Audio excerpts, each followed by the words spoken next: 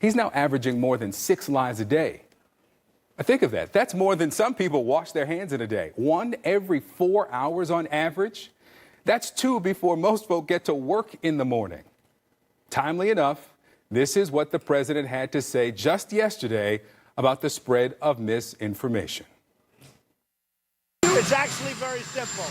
It's actually very simple. But there has been a lot of misinformation, really, people wanting to say, and I say, you know what? Learn before you speak. It's a lot easier. Learn before you speak. Joining me now to talk about this, Maria Cardona, CNN political commentator and Democratic strategist, and Jack Kingston, CNN political commentator and former senior advisor to the Trump campaign. Welcome back to both of you. Jack, I'm starting with you.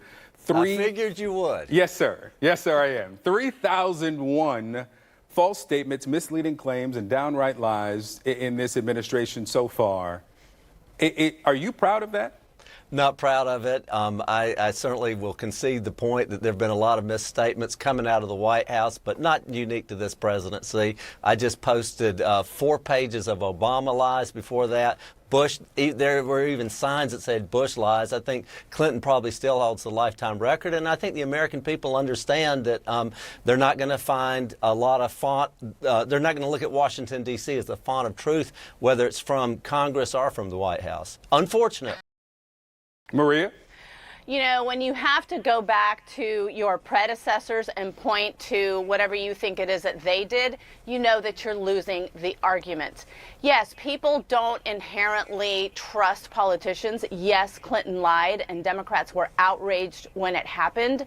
But for the President of the United States to have documented 3,001 lies since the moment that he took office, which was 15 months ago, is an astounding record that no American should be proud of.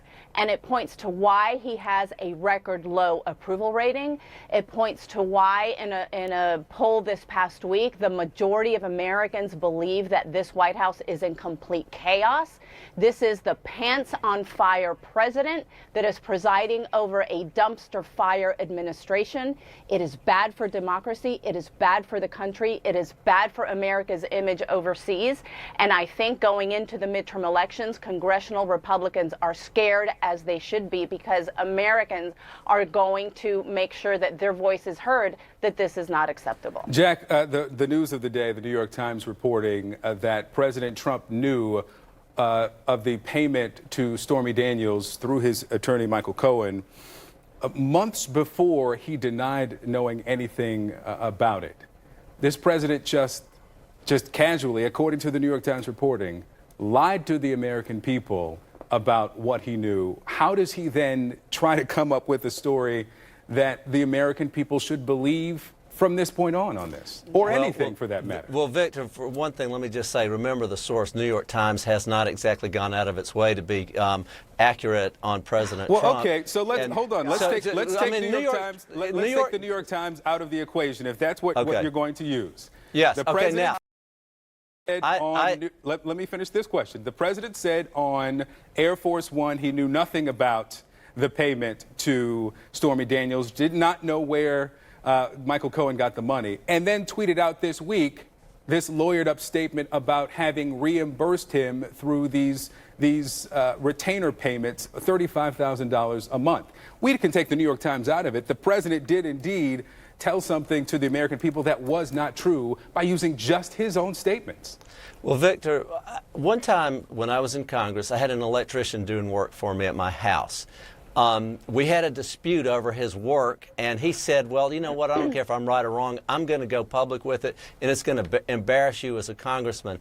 I know that public figures, office holders and celebrities, as Donald Trump was before he became a politician, often get this kind of soft blackmail from people. Clearly, that's what Stormy Daniels was doing. That's why they had to do the NDA to begin with. But you have, in Michael Cohen's words, a fixer who would pay a retainer. You pay him a monthly retainer, and he makes problems go away.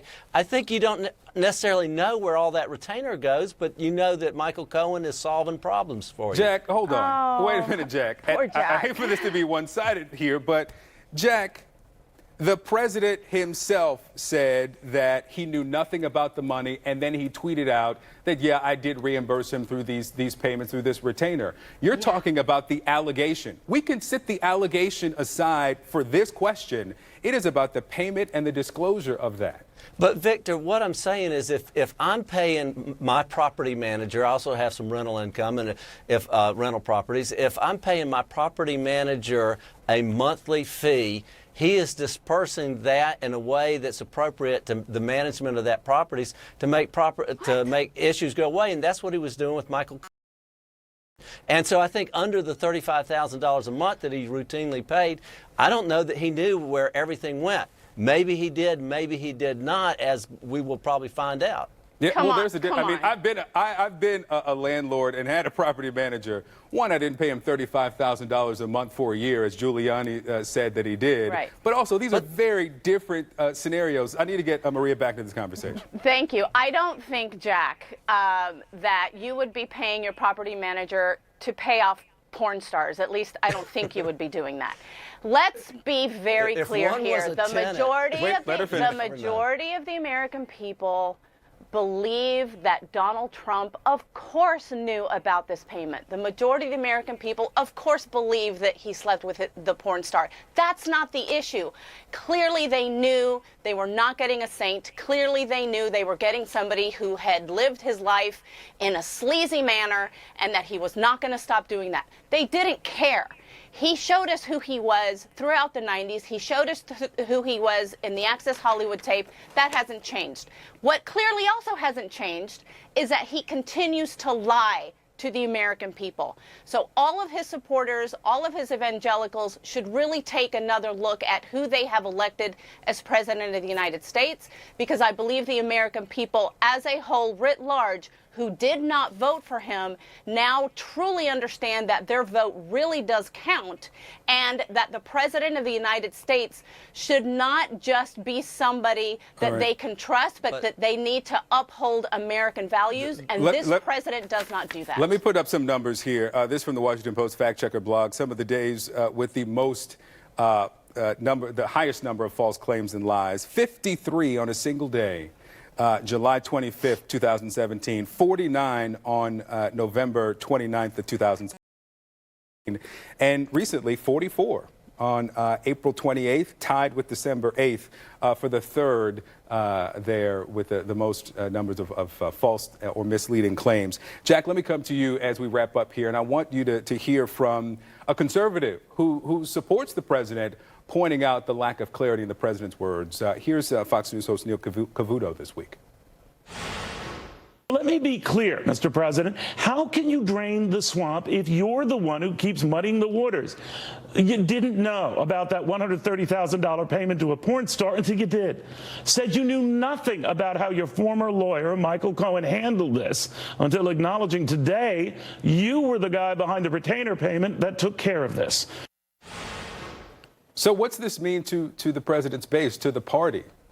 You know, I want to just quote what Maria said. I don't think they care to the degree that a lot of this is seen as kind of inside baseball politics. What they do care about is the record unemployment rate, that he's a very pro-life president, that he's tough on the border, he's been tough on national security. He's negotiating with North Korea, and I think that when they so essentially this is the Pruitt argument, that if you're doing the job I want you to do, that I really don't care about your ethics. You know, I think over the years, over the last several decades, that's been the state. People are not looking at Washington for moral purity. They're looking for results. And I'm not saying that's right or wrong, by the way. I'm just saying that's the way it is, because I was outraged. But why can't you say it's right or wrong? You're kind of actually saying that it's acceptable. Okay. No. You're saying it's acceptable.